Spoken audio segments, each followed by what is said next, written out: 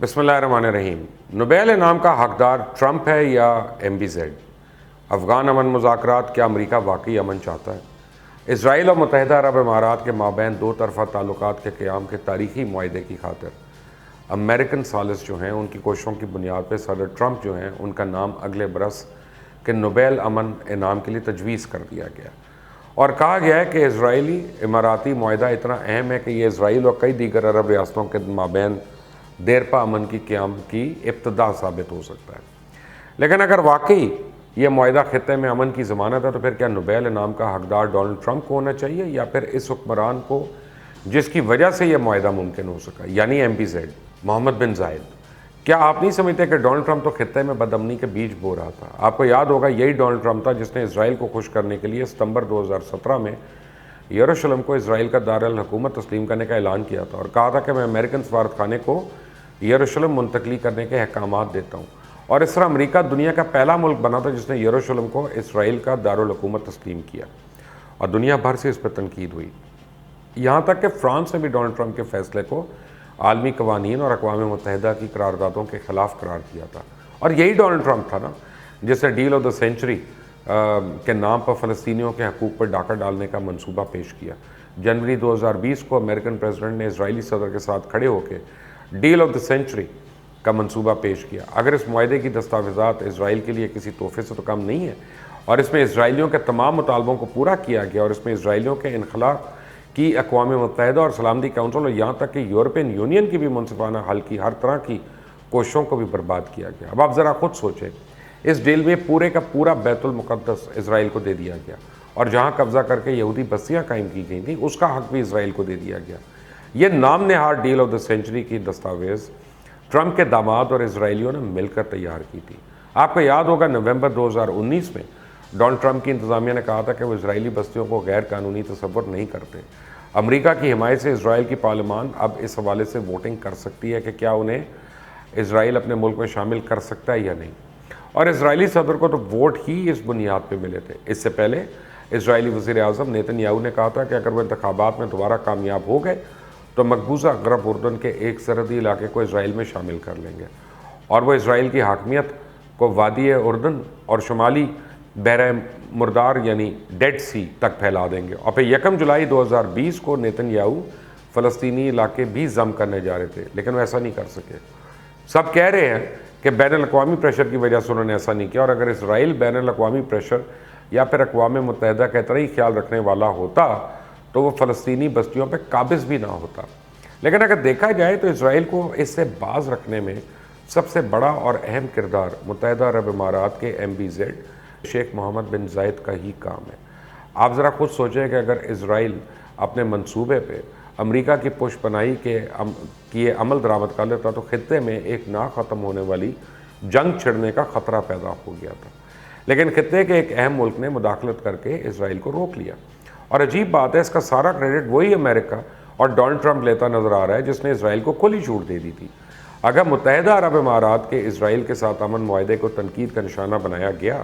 لیکن اس معاہدے کے سب سے بڑے نقطے کو تو کسی نے توجہ نہیں دی، اور یہ اہم نقطہ یہ تھا کہ اسرائیل صدر ٹرمپ کے اسرائیل اور فلسطین کے درمیان مجوزہ امن منصوبے ویژن فار پیس میں متعین کردہ علاقوں پر اپنی خود مختاری کا دعویٰ کرنا بھی روک دے گا۔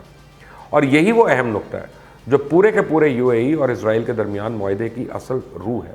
یعنی اس معاہدے کے ذریعے ڈونلڈ ٹرمپ اور نیتن یاہو کے فلسطینی علاقوں کو اسرائیل میں ضم کرنے سے روک دیا گیا۔ اور اگر آپ دیکھا جائے تو اس وقت ایک وقت میں جب اسرائیل کو امریکہ جیسے ملک کی پشت پناہی حاصل ہو، اس وقت ایک ایسی سفارتی کامیابی حاصل کی جائے کہ یہ منصوبہ کامیاب نہ ہو سکے، تو آپ ذرا خود سوچیں کہ اس کا کریڈٹ UAE شیخ محمد بن زائد کو نہیں جاتا کہ بروقت اسرائیل کے ساتھ امن معاہدہ کر کے ایک طرف اسرائیل کو غیر قانونی فیصلوں سے روکا گیا، بلکہ یوں کہیں کہ نیتن یاہو کو گریٹر اسرائیل کے منصوبے پہ عمل پیرا ہونے سے روک دیا، اور دوسری طرف امریکہ سے بھی اس ڈیل میں کہا گیا کہ UAE کو اسرائیل کے مقابلے میں F-35 طیارے دیے جائیں، جس سے خطے میں طاقت کا توازن اسرائیل کے حق میں نہ رہے، اور امریکہ اس پہ حامی بھرتا بھی دکھائی دے رہا تھا۔ اب اس پہ اسرائیل تلملا اٹھا، اور اگر مستقبل میں عرب امارات امریکہ سے F-35 طیارے حاصل کرنے میں کامیاب ہو گیا تو خطے میں اسرائیل کی اجارہ داری کو چیلنج کرنے والا واحد ملک بھی بن جائے گا۔ اب UAE اور اسرائیل کے درمیان امن معاہدے کا کریڈٹ ڈونلڈ ٹرمپ اور ان کے داماد لینے کی کوشش کر رہے ہیں، لیکن اصل میں کریڈٹ اگر ہے سارے کا سارا تو شیخ محمد بن زائد کا بنتا ہے۔ اور رہی بات ڈونلڈ ٹرمپ کی، تو اگر وہ پیسے دے کر بھی نوبیل امن پرائز خرید سکتے ہیں تو وہ خرید لیتے ہیں۔ آپ کو یاد ہوگا جب ایتھوپیا کے وزیر اعظم ابی احمد کو ہمسایہ ملک اریٹریا کے ساتھ سرحدی تنازع حل کے فیصلہ کن قدم اٹھانے پہ نوبیل امن پرائز سے نوازا گیا، تو ڈونلڈ ٹرمپ نے کہا تھا کہ اس انعام کے حقدار وہ خود ہیں۔ شاید یہی وجہ ہے کہ اس دفعہ نوبیل انعام متحدہ عرب امارات کے شیخ زید بن سلطان کو دیے جانے کی بجائے ڈونلڈ ٹرمپ کو نامینیٹ کیا جا رہا ہے، جس کے وہ حقدار نہیں ہیں۔ اور دوسری طرف افغان حکومت اور طالبان کے درمیان آخر کار امن مذاکرات قطر میں شروع ہو گئے، اور امریکی وزیر خارجہ مائک پومپیو نے کہا ہے کہ امریکہ خود مختار متحد جمہوری اور پرامن افغانستان کی حمایت کرتا ہے۔ اس وقت ڈونلڈ ٹرمپ ہر وہ کوشش کرتے نظر آتے ہیں جس سے انہیں کسی طرح الیکشن میں کامیابی ہو جائے اور اپنے ووٹرز کو بتا سکے کہ انہوں نے کیسے کامیابیاں حاصل کی۔ حالانکہ افغانستان میں تباہی اور بدامنی کا سارا بڑا ذمہ دار خود امریکہ ہے۔ مذاکرات میں افغانستان حکومت اور طالبان کے وفود تو ہیں ہی، اور توقع کی جا رہی ہے کہ امریکہ، قطر اور پاکستان سے اہم شخصیات کی بھی شرکت متوقع ہے، اور ان مذاکرات کو بین الافغان مذاکرات تو قرار دیا جا رہا ہے، لیکن رپورٹس کے مطابق کچھ افغان دھڑے اس میں شامل نہیں ہیں، نہ ہی سابق افغان وزیر اعظم اور نہ ہی گلبدین حکمت یار، اور رپورٹس کے مطابق انہوں نے اس وقت پر تحفظ کا اظہار کیا۔ گلبدین حکمت یار نے کہا کہ افغان حکومت ان مذاکرات کے لیے ایک کمزور ٹیم تشکیل دے دی ہے جسے مذاکرات کے بارے میں کچھ تجربہ اور معلومات نہیں ہے۔ امریکہ اور طالبان کے درمیان 29 فروری کو طے ہونے والے معاہدے کے تحت افغانستان میں 5000 افغان طالبان کے قیدی افغان حکومت رہا کرے گی، جبکہ طالبان کی تحویل میں موجود 1000 افغان حکومت کے اہلکاروں کو طالبان رہا کریں گے، اور امریکہ افغانستان سے اپنی فوجوں کا انخلا شروع کر دے گا۔ امریکی فوجیوں کی کچھ تعداد افغانستان سے واپس امریکہ روانہ ہوگی، اور قیدیوں کی رہائی کا عمل بھی شروع ہو گیا۔ بین الافغان مذاکرات معاہدے کے 10 روز بعد شروع ہونا تھا، لیکن اس میں 6 مہینے سے زیادہ کا عرصہ لگ گیا۔ اب دیکھنا یہ ہے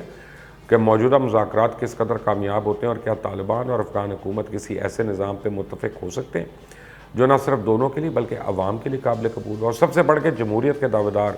امریکہ کے لیے بھی نیا نظام میں حکومت قابل قبول ہو۔ ورنہ ڈونلڈ ٹرمپ کسی بھی معاہدے سے پیچھے ہٹنے یا اپنی بات سے مکرنے میں دیر نہیں لگاتے۔ ڈونلڈ ٹرمپ کا دور ایسے بیانات اور اقدامات سے بھرا پڑا ہے، لیکن حیرت کی بات یہ ہے کہ ایک ایسا شخص جس نے اپنی بات سے مکرنے اور جھوٹ بولنے پہ کوئی اعزاز نہیں دیا جا سکتا، اسے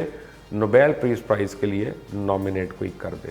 یہ ظلم نہیں ہے تو اور کیا ہے؟ انٹل دی نیکسٹ ٹائم، اللہ حافظ۔